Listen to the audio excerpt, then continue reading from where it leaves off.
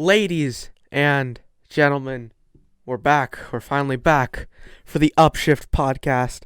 The podcast that's about Formula Racing. Of course, we're back. We're finally back. 3-week break. Now we're into Imola.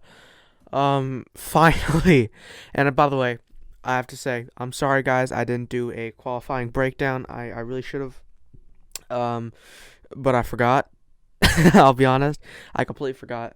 And I do apologize. But we're here now. We're here for the race rundown. So let's get straight into it. What a race. It was so good. The season openers from this year and last year have really delivered. And I'm excited for the rest of the season. Obviously, I have a 2-week break until Portimao. So again, I'm just so excited for the next race to see exactly what happens.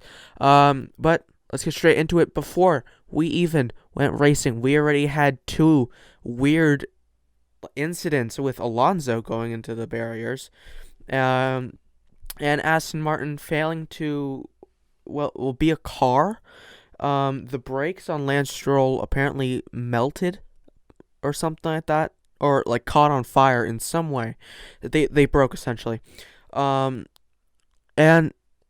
I was like, oh my god, this is horrible for Lance.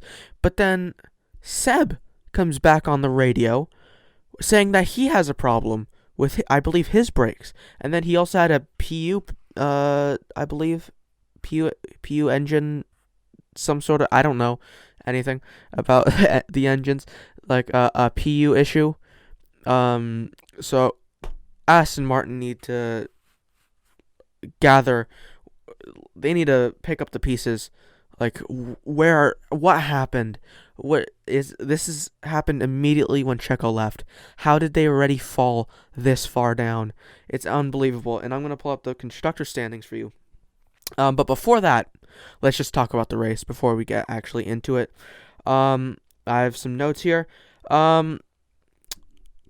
The opening lap was amazing, but I gotta say, Lewis, he opened the door for Verstappen to overtake him. He tried to cover off Perez. He did it well, but he didn't do it correctly. So he ended up leaving the door open for Verstappen in the first corner, and Verstappen ended up getting past him, and Lewis ended up getting some damage on his front wing. I believe the bottom of his end plate broke off and was dangling. That broke off. He also apparently damaged his floor quite a bit because he skipped over the yellow extra curbs, and that didn't do any help for his floor at all. And yeah, Verstappen already into the lead in turn 1. Everyone had a pretty decent start. Tsunoda had a pretty good start. He got up like 4 positions, but then of course we had to see at least one spinner, and it wasn't who you think it was. It wasn't this man. Surprisingly, I know it's surprising. It wasn't him. It was Nicholas Latifi in the Williams, which sucked because he was up to like P9. He looked so good. He looked amazing, and he spun, lost positions. Oh, by the way, don't you worry about this man, because Nicholas Latifi rejoins the track, and immediately who does he see? He sees Nikita Mazepin, and of course, being Nikita Mazepin, they have to connect, and Latifi gets sent into the wall, and Latifi is out of the Grand Prix. Unfortunate. But I actually surprisingly don't think it was Mazepin's fault that much. I think it was mostly Latifi's fault, but it is obviously it's not fully Latifi's fault. I would say 70-30 to Latifi and Mazepin. It's more of a racing incident, but they didn't see anything. The stewards didn't call anything. So, but going later in the race, after Latifi's crash, we had a safety car, and Mick Schumacher, who was having a decent race. He got up like one, maybe two positions, but he did a Grosjean. He did a Grosjean in Baku where he was warming up his tires and just got way too giddy on the power, way too excited on the power, and just sent himself into the barrier. I'm guessing Marcus hit him, but it was sad to see because he was right at the end of the pit lane, so he had to complete an entire lap, but then the pit lane was closed, so because of his crash, because it was like right at the exit of the pit lane, so he couldn't do anything. So he had to do 3 laps, I believe, 2, 3, maybe even 4 laps with no front wing at all, and with full wets on a intermediate kind of track. So that really sucked for Haas. And I was talking because I watch all these Grand Prix with my dad. So we're watching the Grand Prix, and then the radio message comes on, and it was a bit weird because like Schumacher was like complaining, and then the engineer comes on. He's like, "It's gonna be all okay. It's gonna be a-okay. It's gonna be fine. It's gonna be okay." He sounded like when you're talking to a toddler, and like the Lego tower that he's building falls over. It was weird. It was weird to hear. It was a bit creepy for some reason. It was a bit eerie. 'Cause it was like, "It's a-okay. It's fine. Everything's gonna be fine." It was weird. I don't know why. It made me a little bit uncomfortable. It was a bit weird. But safety car keeps going, but then we see Perez. Oh, by the way, even before the safety car, Perez was in P3. He made a mistake, and Charles Leclerc, who was right behind him in P4, soared up and got his position. So that was Perez down in P4, but then in basically the same spot is where Latifi spun. Perez ended up half spinning and going off track, allowing Ricciardo and I believe Gasly to overtake him because even though it's under a safety car, he's off the track. He's technically, by the rule books, a hazard. So you can technically overtake. That was legal for whoever is on Twitter saying that Ricciardo and Gasly shouldn't have overtaken him. It was legal because he is technically, by the rulebook, a hazard in that situation. So they overtook him, which is perfectly legal. But then Perez overtakes them under safety car, and Martin Brundle's like, "Whoa, that's legal? That's not supposed to be it." But then immediately as he says that, Perez is under investigation for that, and that ended up being a 10-second stop-go penalty, which transformed into a 10-second time penalty. It turned out to not be a stop-go. It turned into a time penalty. So Perez not having the best race. I was already like in my head. I was like, something's gonna go wrong. There's no way that something's not gonna go wrong here for Perez. And it was crazy because this had all the implications of what happened to Alex and Imola. It was unbelievable. I wouldn't say I would say I was kind of happy. I'm not gonna lie, because this race kind of showed that it wasn't fully, it was obviously has something to do with Alex, obviously, but it's not fully him. It is partially that Red Bull. Yeah, everyone has to admit it. It's at least a little bit that Red Bull, because Red Bull have changed and transformed and altered and tuned that car so specifically to Max, it's hurting the other drivers. This has happened all the way until 2017 when Ricciardo was still on the team. It's, what can I say? I told you guys. I said, I'm not gonna say anything right now.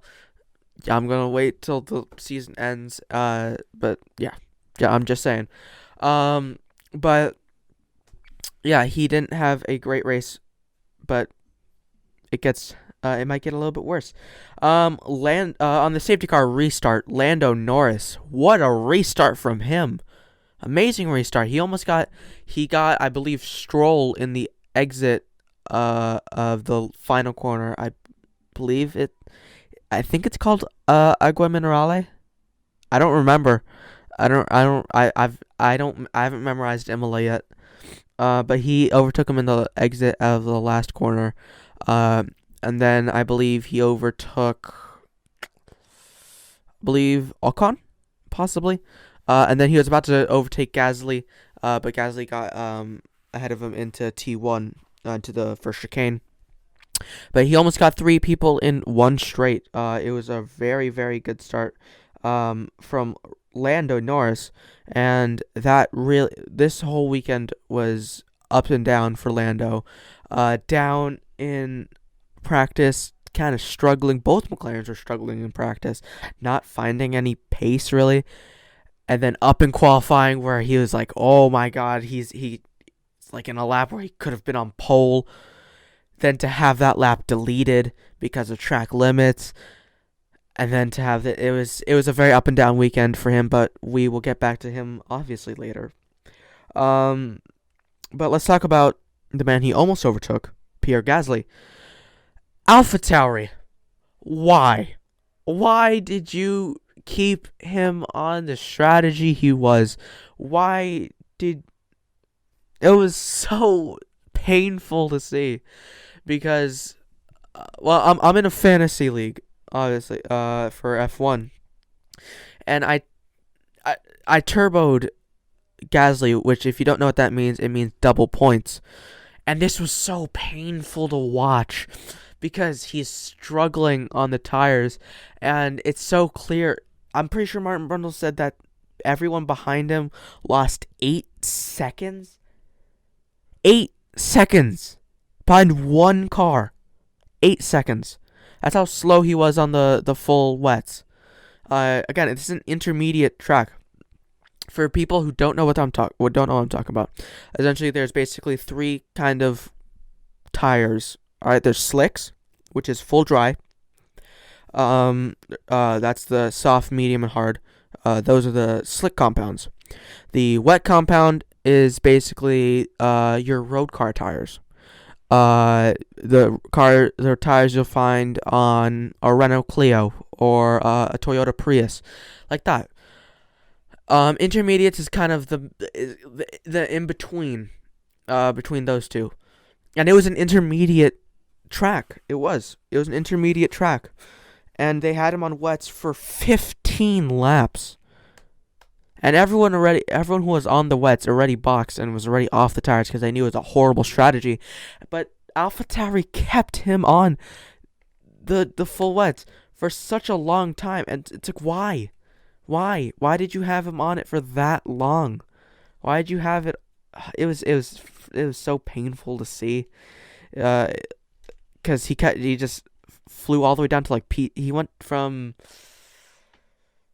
P6, I believe, P6 to P18 or something, like P17, something crazy like that, in like 2 laps, because he was so slow on the wet tires. It was just horrible strategy from AlphaTauri. But we'll get back to him later. And one of the victims of Gasly is someone who we talked about before, Lance Stroll, who finally was trying to get past him. He made a move into the first chicane, went wide, went onto the same curb that Lewis went onto, and didn't do well and went wide. Didn't overtake him because it's illegal. Then, on the next lap, for some reason, he decides that he doesn't really need the track. Where we're going, we don't need tracks, he said to himself. And he just completely cut the chicane. And for some reason, race control was like, Good job. Good overtake, guys. Great overtake, guys. Great job. 10 out of 10. All right, keep going with the race. It's like, what? Like, again, sorry, not again. Later, after the race, like 4 hours after the race, it was deemed that the overtake was illegal. I guess that's fine, but still, during the race, it's so clear that he literally. I'm gonna put footage right here. Look, what is that? What is that? What is that? It's so clear that he completely cut the corner, and people might say, "Oh, he got the move done before the corner." He didn't. The only reason, like Will Buxton said, the only reason he got the move done is because he cut the corner. Because he cut the corner and he was already he was cut across the gravel. He didn't actually complete the overtake before the corner. He completed the overtake when he went off track and completely cut the chicane and overtook Gasly. That's when he completed the move. So race control is very weird. It was just weird to see. But moving on. Sebastian Vettel, as I say. A lot of people say Vettel. I don't know. Actually, I wanted to know what you guys think. Is it Vettel? Like, Vettel or Vettel? I want to know what you guys think. I don't know. But Vettel, had, a little grid problem before the race where, there's like a 5-minute warning before the formation lap begins where you have to have all the tires on. He did not. That ended up being a 10-second stop and go penalty. But moving on from that, Bottas got lapped by everyone. Bottas got lapped by his teammate, by Verstappen, and it was painful to watch, man. He qualified I don't know what happened to Bottas. He did pretty well in all the free practices. Did pretty well. Qualifying, garbage. P8. Gets out qualified by like an AlphaTauri and a Ferrari, and I'm pretty sure both both McLarens. What happened, man? And then to just suck this entire race, and then to be lapped by your teammate, that's just painful. But Lewis, boy oh boy, Lewis, trying to lap everyone, gets past a lot of people, but he's trying to overtake into the hairpin, trying to overtake Russell, but gets on the wet. I'm gonna put it here. Put the clip. For the audio listeners only, gotta check. Go to the video to see what I'm talking about if you didn't watch the race. Lewis got into the wet part of the track, didn't get to the dry line, and he went off. And stayed there for a long time, and he was lapped. Actually, he was lapped. That's how long he was there for. I believe at that moment, the lap time was around 80 seconds. 90 seconds. So he was there for a very, very, very long time. So he got lapped. And then, almost immediately, we cut to Bottas and Russell, both careering off the track and into the wall, and they are both out. And who do you guys think was at fault? I'm gonna show the clip. Personally, I think it's Bottas. That's a bit controversial. I know a lot of people think it's Russell. Personally, I think it's Bottas. Bottas moved over, I feel like, onto George's line way too much. I get you're defending your position, but it's a DRS straight, man. Come on. Gotta know better than that. You gotta know better than that. It's a DRS straight to defend that hard against, again, like George said, it's for P9. This is basically useless for you. This is useless for Mercedes. There's no point in getting P9, P10, because that's not going to help. It's never going to help. It never will help. But to Williams, that's basically everything. That's everything they've worked for the entire offseason. Why was he defending so hard? It was weird. And Bottas and George were out. They had a little altercation when Russell came up and slapped the side of Bottas's helmet or something. Bottas gave him the finger. I can't show it because I'll get in trouble, more than likely, somehow, with FOM and YouTube. But it was it was kind of funny to see their exchange because they're two very calm guys. They seem very calm. I just didn't expect it from them. It was weird. But moving on, after that crash, there was a red flag, and immediately, Tsunoda spun. Basically immediately. And Verstappen nearly spun. And the exit of the last corner, he nearly spun, and it was nearly a disaster for him on the race restart. But Tsunoda spun. That sucked really badly because I'm kind of rooting for Tsunoda. He just couldn't control it, he said. And he said he felt like he let down the team, which is unfortunate. But he can't beat himself up too much. So, but he spun. He ended up spinning, and ended up finishing in P14, I believe. But I'll read the finishing order to you guys in a bit. So he spun, and then Alex Albon was sitting back in his chair, like I am now, and was grinning ear to ear, more than likely, when Perez spun in the same corner that Alex spun last year in Imola. And I was cackling. I was laughing so hard because this proves what I've been saying all along. It's not fully Alex's fault. It's not. That Red Bull is just doo-doo.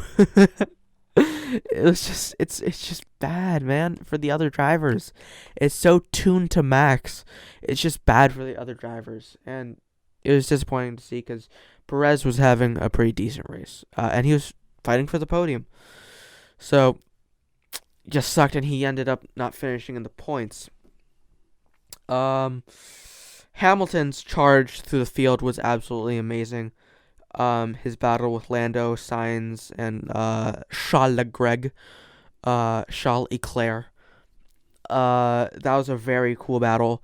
Hamilton, again, this is also a point I've brought up, where people are saying that Hamilton's only winning because he's in the best car. He's not in the best car right now, and he somehow got through everyone. He didn't get through Max Verstappen. He didn't win the race. He got P2. But to go from P9 to P2 like that quickly, it was unbelievable to see. Hamilton had such a good race. And he overtook Lando Norris in the third final, lap 61 of 63, I believe. So, yeah, pretty good race from Lewis's standpoint. Now moving on to Lando Norris. Again, coming back to him, he had a very good battle with Hamilton and Leclerc. Unfortunately, he couldn't bring it home for P2, but he finally got P3, and I was so happy, because a lot of people are saying that Lando's not actually a good driver. He's overhyped. He's not. He's not overhyped. He's a great driver. He's a really, really, really good driver, and he got a podium today, and that proved it. He's a very, very, very talented driver. And he deserved his podium fully. And he was my driver. Him and Hamilton are kind of tied for the driver of the day. I'm leaning towards Lando, but they were very, very, very close. So a very, very well-deserved podium and a very good drive from Lando Norris, and you get the Upshift Driver of the Day award. It's meaningless. You're not going to actually receive anything, but you receive the belief in my heart, I guess. But yeah, finish the race. There's some drama at the end of the race where Kimi had like a safety car infringement, and he got dropped out of the points. He got a 30-second time penalty, so he dropped from P8 to P13. Obviously, like I said, Stroll got the penalty afterwards, and he fell. He was in P7, but then he got dropped to P8 behind Gasly, surprisingly. So Gasly got P7. So let's read the finishing order from last place. Latifi, Russell, and Bottas all DNF'd. And actually, I'll say it in a bit. P17 was Mazepin, 2 laps down from the leader. So was Mick Schumacher. Sebastian Vettel, DNF'd, but still was somehow so far ahead of the Haas that he somehow beat them, even though he technically DNF'd. Does that say anything, Gunter? Just saying. Giovinazzi comes home in P14. Raikkonen, like I said, P13. Tsunoda, P12. P11 is Perez. P12, P10 is Alonso getting his first points this season and his first points in his return. Ocon gets P9. Stroll is in his Aston Martin getting P8. Pierre Gasly, P7 for AlphaTauri. P6 is Ricciardo. Very decent race from him. Sainz, great race from him. P5 gets 10 points. P4 is Leclerc. Very good, very strong weekend from Leclerc and a very strong weekend for Ferrari. Lando gets his first podium of this year. Hamilton gets P2, and Verstappen gets a basically lights to flag victory in the Red Bull. Driver of the day officially was Lando Norris. The fastest lap was Hamilton. And now let's move over to the driver standings. Starting from last again, Latifi is last right now, followed by Mazepin, Schumacher, Sebastian Vettel, George Russell, Antonio Giovinazzi, and Kimi Räikkönen are all tied, technically, on 0 points.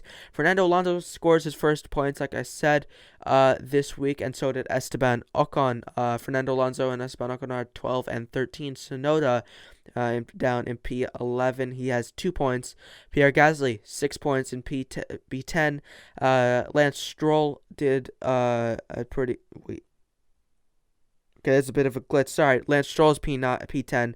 Gasly is P9. Sergio Perez is down in P8 with 10 points. Behind Ricciardo in P7 with 14 points. P6 is Carlos Sainz with also 14 points. Valtteri Bottas, who has been really struggling, is down in P5 with 16 points.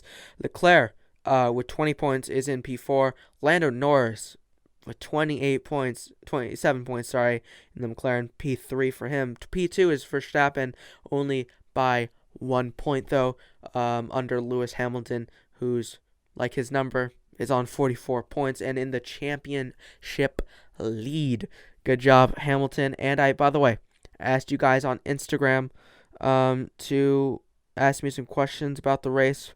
So I'll answer a few of those. We got a few. Is Bottas in danger of being replaced, says NRL Sharouz. Yes. From I take back what I said in my prediction video. He is in danger now. If he doesn't get top 5 in the championship, he's getting booted. He's getting yeeted out of that seat. And George already showed what he could do in Sakir. So he is very much under threat. Whose fault? Russell or Bottas? Alonso comes in. Like I said, I think it's Bottas.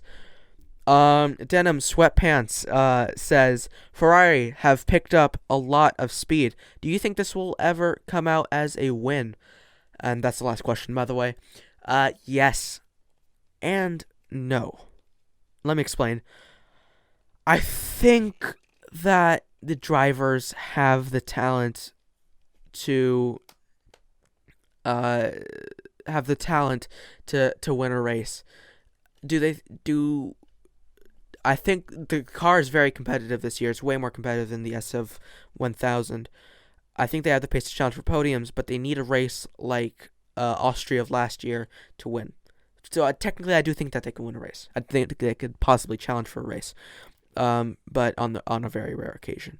But yeah, thank you guys. That is it. That is it for our race rundown. We're running at 32 minutes right now, I believe. 31. So yeah, thank you guys so much for watching. Oh, by the way, our collection has expanded. We got now I believe a 2016 DTM BMW car, and we got Valtteri Bottas's W10, I believe. Yeah, W10. So our collection is growing, everyone. So yeah, thank you guys so much for watching. I will see you next week with a regular commentary video. But I hope you guys all enjoyed. And I will see you guys in 2 weeks for Portimao. Thank you, and goodbye.